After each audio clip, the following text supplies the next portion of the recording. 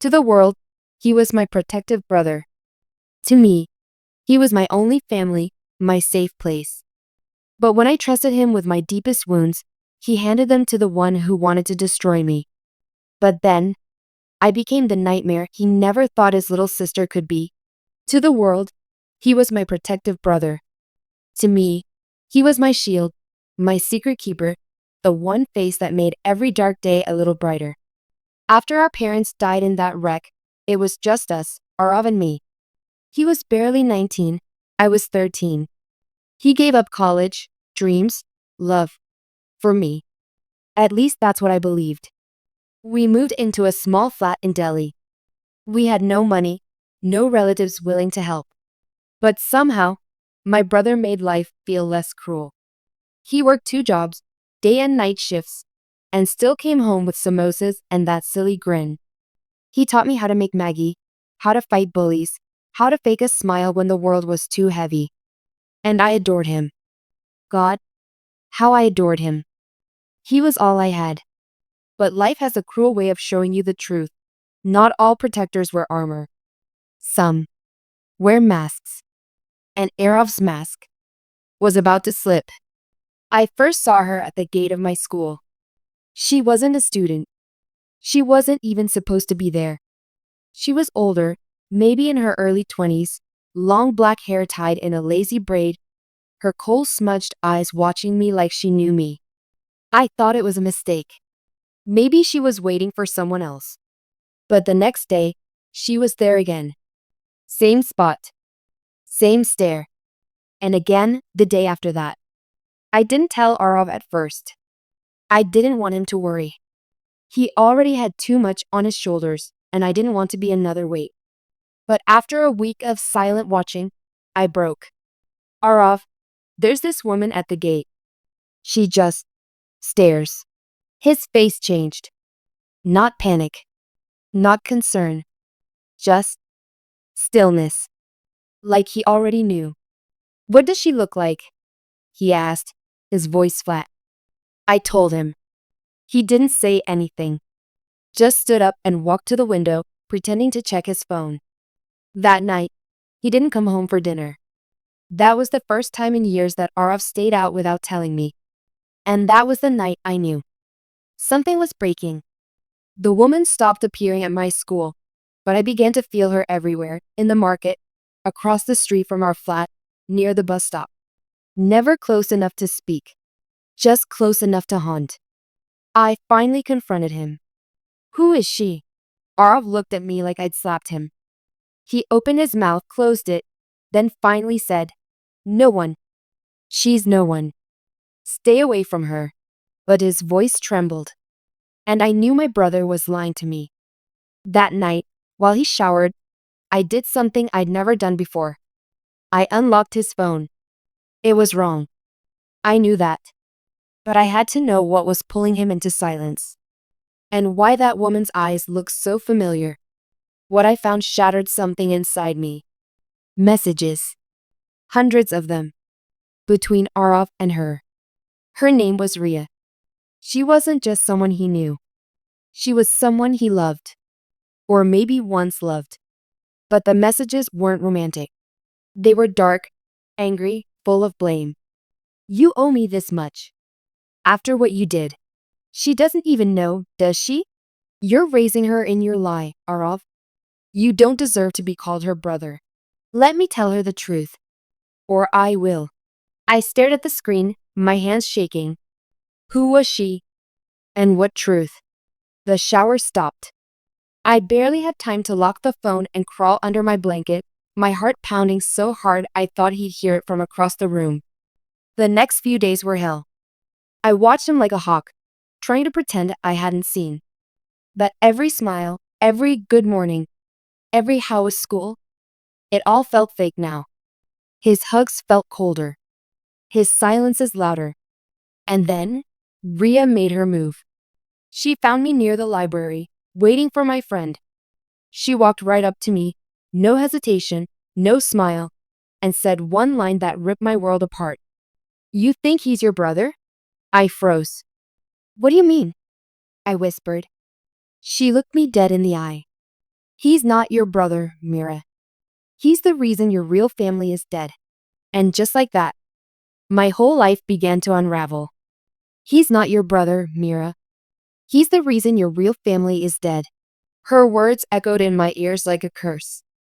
I stood frozen on the sidewalk, the noise of traffic fading, the chill of Delhi's evening air pressing against my skin. She didn't blink. She didn't smirk. She just stood there, her eyes full of rage and something else. Maybe regret. Maybe grief. You're lying, I said, my voice barely a whisper. She sighed, as if she had expected that. Ask him about the accident. Ask him what really happened the night your parents died. And ask him what he was doing with my sister. She turned and walked away. I couldn't move. I couldn't breathe. For so long, I'd carried this unshakable belief that Arav had saved me from the world, from grief, from everything.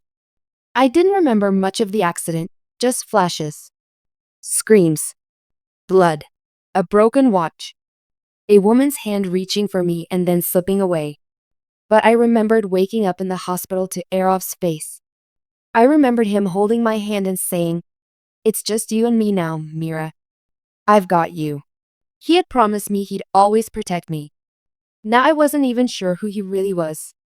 That night, I waited until he fell asleep. His phone was already locked tighter, changed password and fingerprint. But I wasn't looking at his phone anymore. I was looking at his locked drawer, the one he never let me open. It took me 3 hours and a bobby pin. Inside were papers, photos, letters, and a USB drive. The first picture stunned me.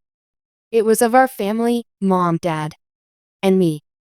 But someone had circled my father's face in red ink. Below it was written, in Arav's handwriting. He lied. He paid for it. I found an old police report too, about a hit and run. But the driver's name was smudged with black ink. I turned the paper over. It was signed by a man named Ravindra Chauhan. My father. There was a letter from a woman, Ananya. The same name Ria had whispered before walking away. I can't keep this secret anymore, Arav. Your anger is eating you alive. Mira is innocent. Please don't drag her into this. Another paper. A DNA report. My fingers trembled as I read the words. Paternity? Negative. And then it hit me like a tidal wave. Arav wasn't my brother. He had never been. The USB drive held a single video. My heart pounded as I clicked it open on my laptop. It was grainy, dark, recorded years ago. Arav looked younger. So did Ria. They were standing in front of a hospital. She was crying. He was yelling. Ria. She's a child, Arav. What you're doing is cruel. Arav. Her father killed my sister. He left her to bleed on the road like a stray dog. Ria. That doesn't make Mira guilty. Arav. She carries his blood. That's enough. My blood turned cold. I slammed the laptop shut and sat on the floor, shaking. I didn't understand everything. But I understood enough. Arav's sister, Ria's younger sibling, had been killed in an accident. My father was the man responsible. And instead of seeking justice, Arav had stolen me, raised me, lied to me, all to make me trust him enough to destroy me from the inside out. I wasn't his sister. I was his revenge. The next morning, I sat across from him at breakfast like nothing had changed. He passed me toast and smiled, and I mirrored it like I'd been doing my whole life. Big day at school? He asked. Yeah, I said softly. I've been thinking, maybe I'll take a year off. Stay home with you more. You work too hard. His smile deepened, pride shining in his eyes. That's my girl. And right then, I knew he had no idea. No idea that the girl sitting in front of him was no longer the Mira he raised. She was someone else now. Someone he had created. Someone who would now undo him. There's a strange kind of ache that comes with knowing your entire life was someone else's revenge plan. It isn't just betrayal, It's identity theft, emotional hijacking, and worse, he did it with a smile. My whole world had been painted in Araf's colors. Every childhood moment, every word of comfort, every hand he held when I cried, were all part of some elaborate punishment for something I never did. But now, he was about to feel what it meant to be trapped inside a lie. I didn't sleep that night. I wrote down everything. Every file. Every message. I made copies. I printed the DNA report. The video. I created a separate drive, named it Truth, for Mira. And then, I planned my war. Because Araf hadn't just stolen my life. He'd erased who I was. Turned my innocence into a target. Turned my love into a weapon I unknowingly held against myself. It was time he learned what it felt like to bleed from 1,000 truths. One. Slow. Cut at a time. The first thing I did was meet Ria. Not at school. Not on the street. I went to her home. She lived in a tiny apartment, lined with old photos of a smiling girl, her sister, Ananya. I recognized her instantly from the hospital footage. Her eyes were kind, wide, and haunting. Ria opened the door with a tired expression, but when she saw me standing there, her face crumpled. "You found out," she whispered. I nodded. She let me in. And for the next 3 hours, Ria told me everything. My father had hit Ananya with his car, drunk. It wasn't just a random accident. He was trying to cover up an affair with her. She was underage. It was going to ruin him. So he ran. He left her bleeding on the road, and she died before help arrived. Arav and Ria were devastated. Their parents never recovered. The case was buried with bribes and silence. My father never faced prison. And a year later, our family car crashed. My parents died. I survived. And so did Arav's obsession. He volunteered at the hospital I was admitted to. Found out who I was. Manipulated social services. Became my guardian. Not out of kindness, but to give me the same punishment he believed his sister suffered. A slow, invisible death. But the thing he never expected was that I would grow strong inside that cage. And one day, snap the lock from the inside. I want to make him pay, I told Ria, my voice steady. Ria looked at me with the first trace of something warm. So do I. We began building the fallout, layer by layer. Ria still had access to her sister's old school documents, diaries, voice notes. We compiled it all. Matched timelines. Linked them to the night of the accident. She helped me file an anonymous petition to reopen the hit and run investigation. I added the DNA proof to my petition, exposing that Araf had falsely claimed to be my blood relative. We backed it all up with copies and mailed them to 2 different journalists. Not news channels, but digital truth tellers. Investigative reporters who had nothing to lose and everything to uncover. But I wasn't done. The final nail would be him watching it all collapse in front of him. From me. I came home early one Friday.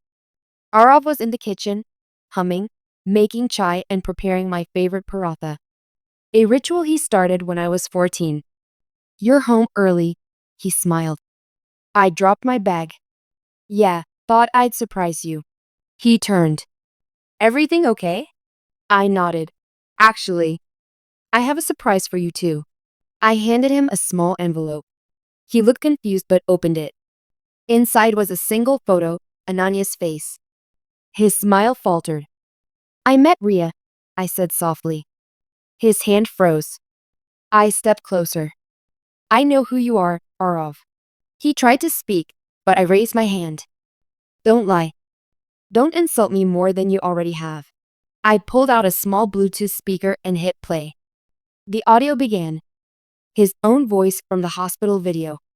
"She carries his blood. That's enough." He dropped the photo. "You wanted revenge?" I whispered. "You got it. You broke me. But here's what you didn't count on." I leaned in. I put myself back together with the broken pieces you left behind. And now, it was his turn to break. Arov stood frozen, the audio still playing behind us, his voice, his confession, echoing like thunder in the silence of our living room. He looked at me like he didn't recognize the girl standing in front of him. But neither did I. I wasn't the mirror he raised. I wasn't the scared little girl who clung to his lies like lifelines. I was the storm he created, one quiet lie at a time. And now, I was unmaking him. He reached out, voice shaking. Mira, please. Let me explain. I stepped back. Explain what? That you raised me just to destroy me? That every hug, every, I'm proud of you, was a punishment in disguise? No. His voice cracked. It wasn't like that. In the beginning, maybe. But you became my world. I forgot about revenge. I loved you. My heart twisted. Because part of me wanted to believe that. Part of me needed it to be true. But I had proof it wasn't. And love, real love, doesn't come wrapped in manipulation, secrets, and lies. You don't destroy someone you love, I said quietly. You don't steal their identity, erase their past, and keep them trapped in a cage of gratitude. His knees buckled as he sat on the couch, head in his hands. I was angry. So angry at your father. He ruined my life. My sister died choking on blood while your family just lived. I couldn't let that go. I walked to the table and dropped the envelope that held the DNA report. You used me to kill a man who was already dead. He didn't move. I added. But here's the thing. I'm not your weapon anymore. I'm not your puppet. And I'm not your sister. His head snapped up. I filed a legal request to revoke your guardianship, I said. I'm 18 next week. And after that, I'll never have to see your face again. Arov stared at me, something crumbling behind his eyes. You're leaving? I already did, I said. You just didn't notice. And I walked out. The fallout started like cracks in glass. Tiny, invisible fractures you can't see until the whole thing shatters. That Sunday, the Truth Journal released a story titled, Brother or Captor? The Hidden Life of Arav Malhotra. The journalist exposed everything: fake guardianship, DNA fraud, the connection to the hit and run case, and the stolen identity of a minor. They included images of Ananya, a link to the old police report, an edited clip from the hospital footage. The story went viral in hours. By Monday morning, Arov's office suspended him. By Tuesday, a formal investigation began. And by Friday, I received a single unmarked envelope at my doorstep. No name. No address. Inside it was a single note, written in his familiar handwriting. You were never a weapon to me, Mira. But I became one to myself. I destroyed the only person who ever truly loved me. I hope one day you can forget me. Even if you never forgive me. Arov. I didn't cry. I didn't burn the letter. I simply folded it and placed it inside a journal on the same page where I had written the words. He said he raised me with love. But love doesn't come with locks and silence. Now, it's my turn to raise myself. But the story doesn't end there. Because healing doesn't happen in revenge. And truth doesn't always set you free. Sometimes it shatters you before it saves you. Some nights, I still hear his voice. Still remember his laugh.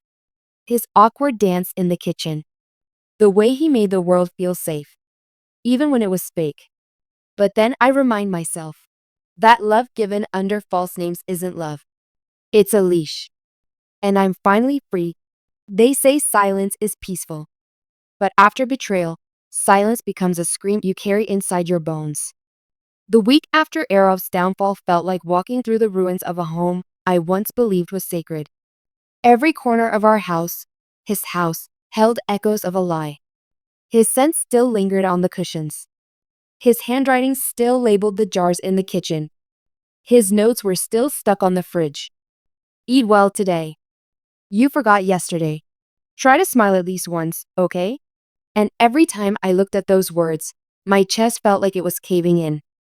Because I had loved him. Not like a brother you're born with, but like a brother you choose every single day, over everyone else. He was my anchor when the world drowned me, my compass when I forgot who I was, my home when I had nowhere else to belong. And now, I didn't even know who I was anymore. I moved into a small hostel arranged by Ria. She visited me often, quiet, gentle, carrying warm food and warmer hugs. It was strange how the sister of the girl my father hurt became the only person in the world who felt safe. But maybe pain recognizes pain. Maybe shattered souls know how to hold each other without pressing into the cracks. Ria never pushed me to talk. But one evening, as the sun dipped below the dusty Delhi skyline, I broke the silence. I don't know who I am anymore. She looked at me, eyes soft. That's not true. I was a daughter, then an orphan, then his sister, and now, none of that is real. Ria reached over and held my hand. You are what survived. 3 words. But they anchored something in me. Because maybe that's what I was. Not someone with a past, but someone with a pulse. Someone who'd lived through fire and still breathed. Days turned into weeks. The world moved on. The internet's attention shifted to newer scandals. The articles stopped trending. The investigation continued, but slowly, like everything else in this country does when the spotlight fades. Araf disappeared. No arrests. No public statements. No final words. Just silence. And honestly, that hurt more than anything. Because as much as I hated him, I needed closure. I needed to face the man who broke me and say, I'm still standing. But maybe the universe gives us closure in different ways. Maybe his silence was mine. I started therapy. At first, it was hard. Every question felt like peeling skin. But over time, I started to feel pieces of myself return. I began painting again. Cooking simple things. Laughing at dumb jokes Ria told me. One night, I picked up a brush and painted a canvas completely black. When my therapist asked me why, I smiled for the first time in days. Because before you fill a canvas, you have to wipe the old picture off completely. She nodded. And I knew then, I was finally wiping Arav out of my soul. One evening, months later, I got a letter. Handwritten. No name. No return address. Inside, a short line. I'm in the place where I lost myself. Maybe this is where I'll find who I used to be. Attached was a single photo. A beach. Empty. Quiet. Faintly familiar. It took me a second to remember. It was the same beach we had visited when I was 11, the first time Arav took me out of the city. He'd said it was his favorite place to talk to the world without the noise. He was there now. Alone. Maybe repenting. Maybe running. Maybe finally facing the ghost of his sister. I stared at that photo for a long time. And then, slowly, I folded it, placed it in my journal, and whispered, I hope the silence heals you. Because I was done being his echo. The thing about rebuilding yourself is, it's not loud. It's not like the movies, where you wake up one morning with fiery eyes and a brand new destiny. No. Rebuilding is slow. It's quiet. And most of all, it's lonely. Because when the world knew you as one version of yourself, and you decide to rewrite who you are, most people won't understand. But I kept going. One morning, I looked at myself in the mirror and realized I wasn't just surviving anymore. I was choosing what to wear, what to believe, who to be, and for the first time, who not to forgive. I enrolled in a university under my real name, Mira Desai. Not Mira Malhotra. Not Araf's sister. Just me. That name used to feel empty. Now it felt like freedom. The paperwork was difficult. I had to prove my identity, reclaim lost documents, re-establish my father's legacy, even if it was tainted. But I did it all. Piece by piece, like putting back shards of a mirror. And when I finally held that admission letter, it felt like I'd carved my name out of stone with my bare hands. Ria helped me move into campus. She brought an old photo of my parents, the the one I didn't even know I had. They weren't perfect, she said softly, but they were yours. I stared at the picture for a long time. My mother's eyes. My father's unsure smile. I didn't know what to feel. Anger? Pain? Love? So I just said, thank you. And Ria, ever patient, replied, you don't need to forgive them to remember them. College was strange at first. Everyone had stories, childhoods, families, friends, roots. I had none of that. But I had fire. And I used it. I joined debate, wrote articles on identity, guardianship loopholes, and psychological abuse that often hides in plain sight. Students noticed. Professors praised. People listened. And one day, I received an anonymous message on the university blog.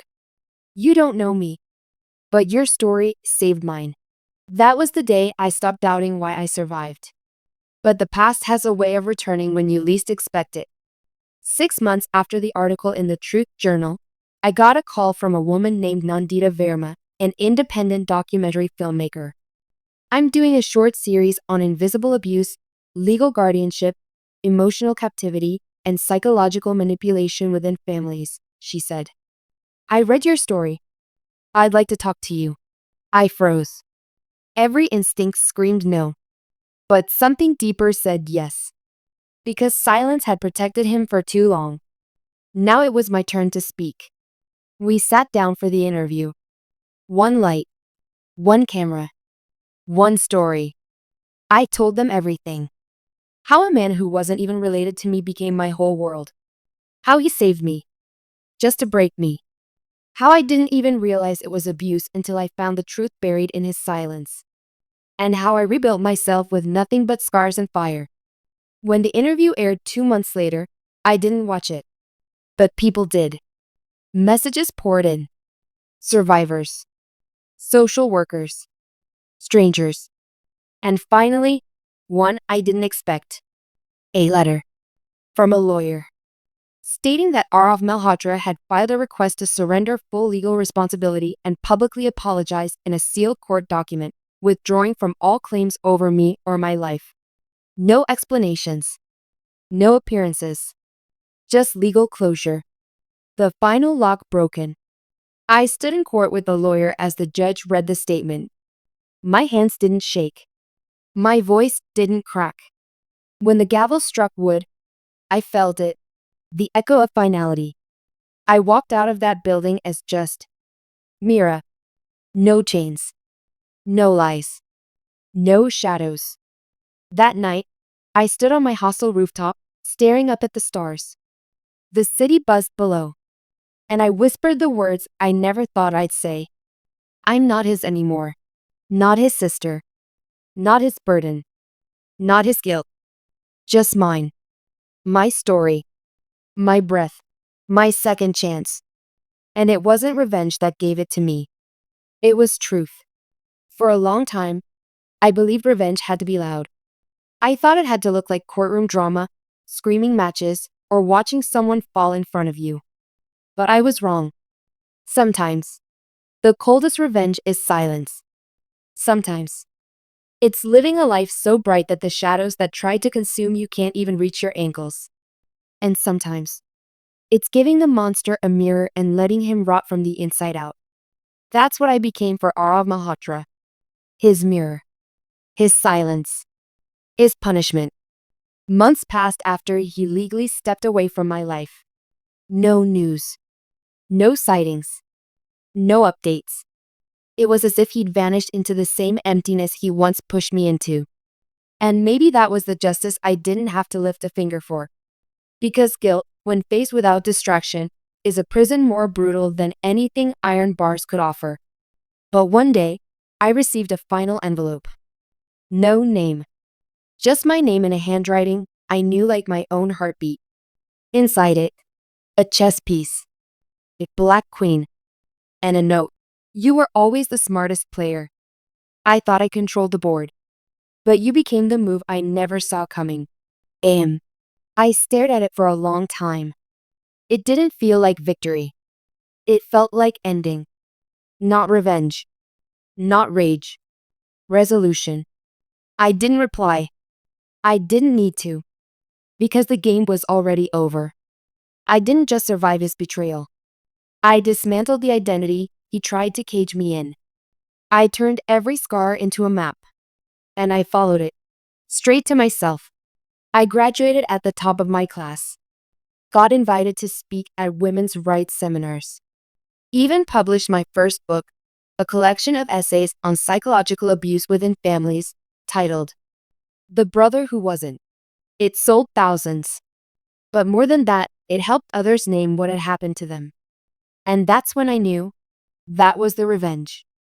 Not blood, not fire, truth. Sometimes I still think of Arav, not with hate, with clarity. He didn't just hurt me, he made me. Not because of what he gave, but because of what he tried to take and failed. My voice, my fire, my story. And now the world knows. The girl he tried to erase? She didn't just survive. She became the storm that rewrote the whole story. So to the world, he was just my brother.